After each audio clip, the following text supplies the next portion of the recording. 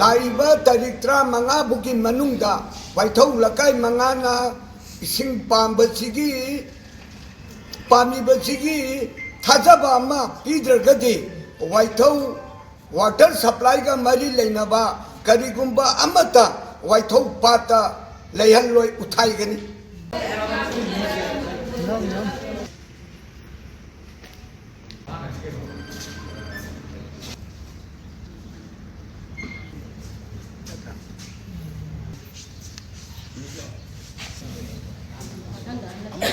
वाइथौ पाट सारिबा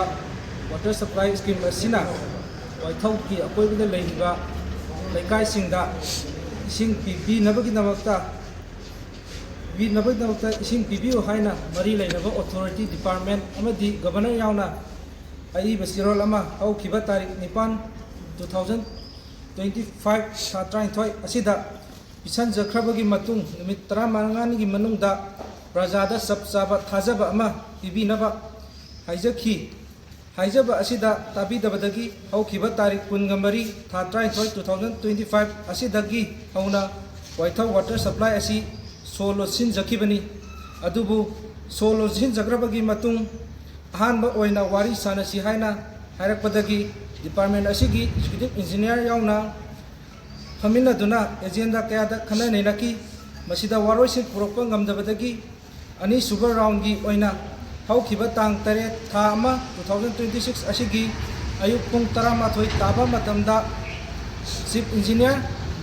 PCT gi amadi deputy commissioner thogwal amadi local MLA yauna waroisin ama puraknabagi damak faminanaba matam thabiraki adubu laibak thibadi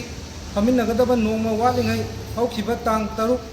tha ama 2026 asida Deputy Commissioner Thogwal asi transfer order tholaki machine maram oirga warisi porpang amdana leingai sarak asida department na so thugaidana ising thana bidamakta torokliba tharang asi yamna laibak thibani amadi lakliba tang 35 tha ama 2026 asi phawgi manungda yasinaba puraktuna sab saba thajaba ama pigadabani karigumba ngamdaba tarabadi थांनबा नुमितगी वाइथौ प्रजा मयाम पुंदुना अचौबा हेना कनबा agitation क्या संसनबीदमक्ता same साबा लोइजरे अदु सुंसोय सोइदनसु यासिनबा प्रोक्टरगदी चाथाजरगनी अदुगा लोइनाना यासनबा प्रोक्टिंगै मनुंग असिदा इसिंग पीबा थाबा तौरक्लबदी मदुदा अफफत्ता दायता department अमदी हौजिक लेरिबा PR सरकार असिना पुजगदबनी अमदी मरी लेनबा इसिंग थाबा पीबा तौरमलिबदा सेनरिबा मियोइसिंग अदुना मसाना पुजगदबनी हम